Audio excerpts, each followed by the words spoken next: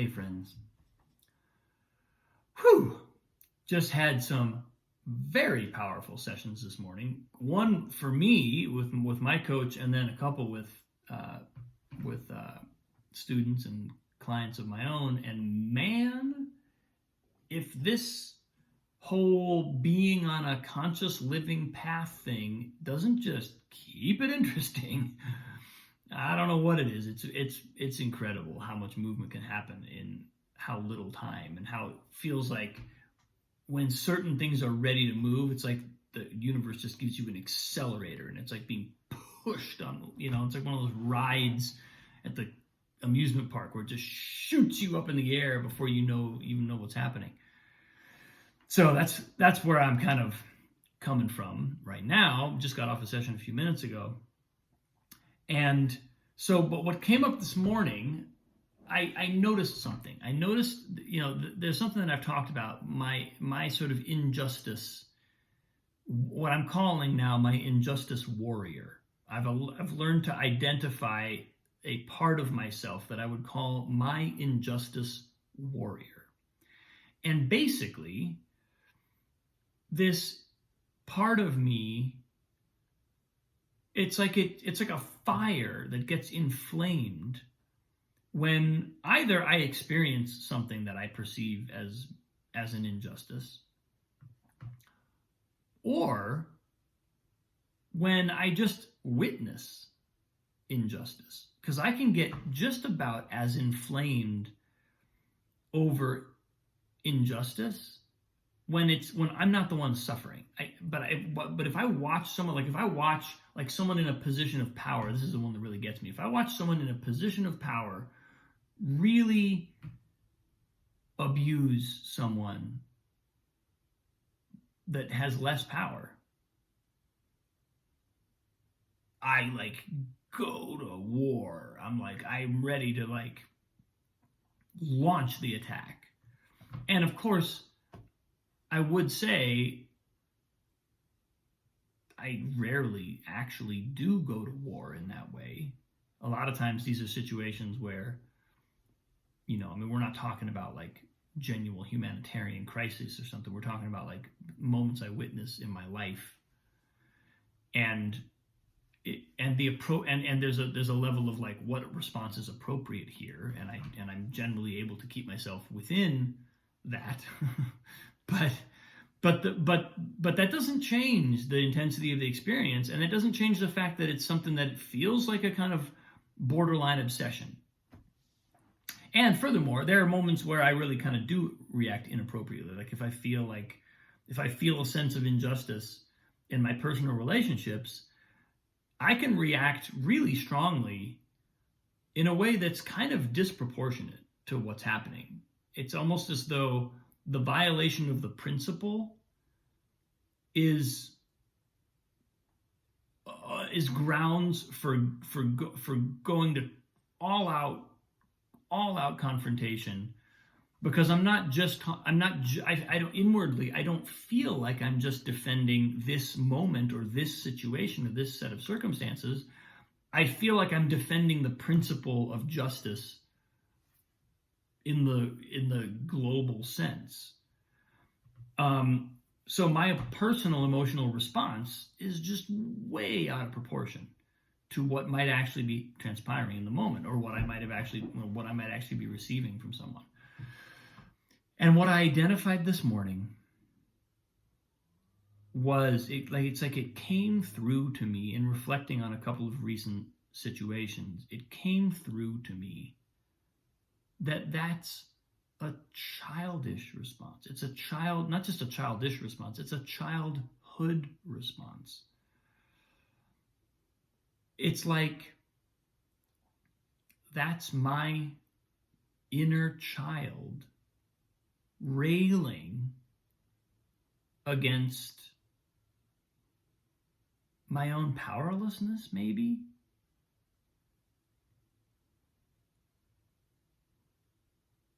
I don't know. But it's an inner child response to it's like it's just to something that feels like it offends my soul. And then as I reflected on the actual kind of practical circumstances where I felt this triggered recently, I also realized I don't want to live from that place. I don't want to be compulsively going to war against injustice just because I get triggered. I'm not saying that there aren't times when, fighting in the name of justice is, again, because sort of if you're talking about humanitarian, human rights issues, that's different, but that's not what I'm doing. That's not what's happening to me internally. It's much more of a defending the principle thing. And I don't want to be compulsively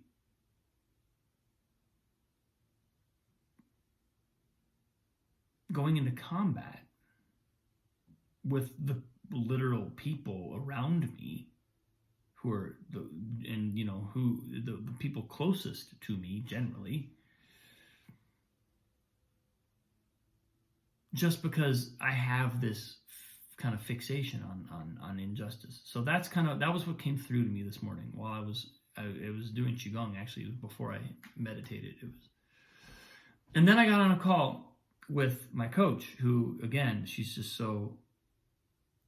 really been hitting a bunch of home runs recently in terms of like offering me the next step for where I am, because she told me about this thing called the 5 wounds, and there's a book that sort of identifies certain wounds which are perceived ways that we feel like we've been hurt or violated. And then the book kind of has there are like 5 major types of wounds: injustice, abandonment, betrayal, what's the other ones? There's 2 more. And then there are corresponding masks that we adopt, which is kind of like our coping mechanism for the wound. So the mask for injustice, for perceived wound of injustice, is rigidity. And rigidity is something I can definitely relate to. It's something that I feel like in a lot of ways, if I think just purely physically, my body, what am I constantly doing? I'm constantly stretching.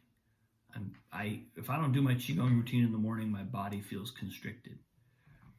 Right? I have practices to compensate for the compounded effects of the mask that I've selected to help me overcome this perceived wound. So now I've got a wound and a coping mechanism that causes a certain kind of condition, and then I've got practices over here to deal with the side effects of the thing that's compensating for the wound. And it all just lays out like clockwork. There's no doubt in my mind that that's what's happening. Now, I want to kind of like, as a sidebar to this, the practices that I've found are actually part of healing from the wound, because they unravel the tension enough for me to be able to feel the wound a little more clearly, to not be so much in reaction to the wound that I don't even know it's there, and that I just kind of completely blindly lean into the coping mechanism. But at the same time, there's still work left to be done, because I clearly haven't gone beyond the wound. and one of the things that was happening today in my session was there's a couple of circumstances where I was seeing that trying to win the fight against the injustice that I perceived was not only completely futile, because it was almost guaranteed that I wouldn't win that fight, but also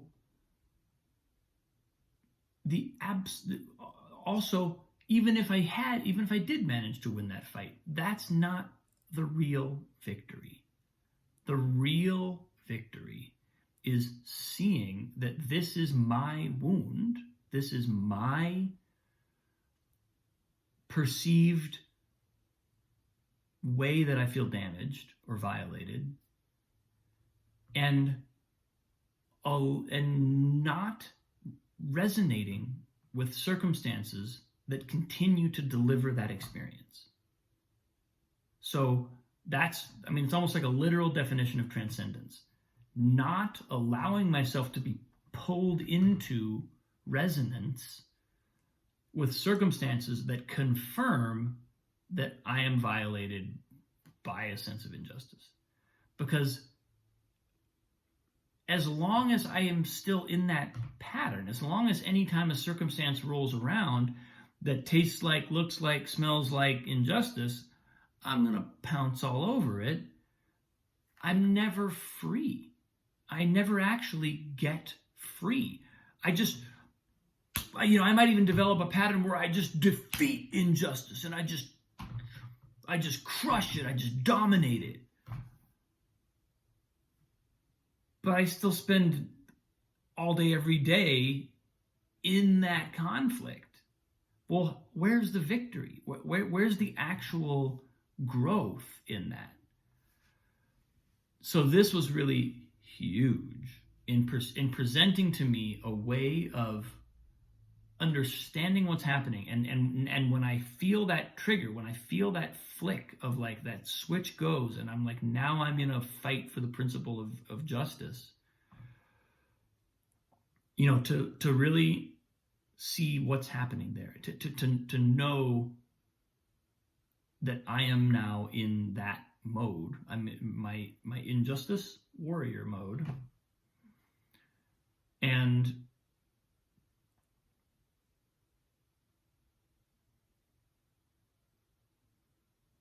to just take a breath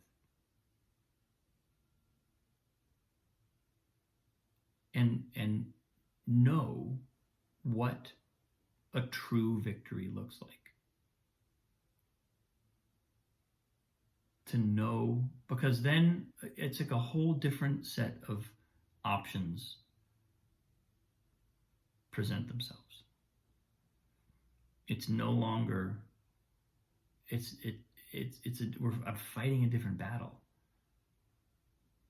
And sometimes there may be many battles to fight in our life, and some of them might be the ones we want to be fighting and the ones that really feel like they're worth winning.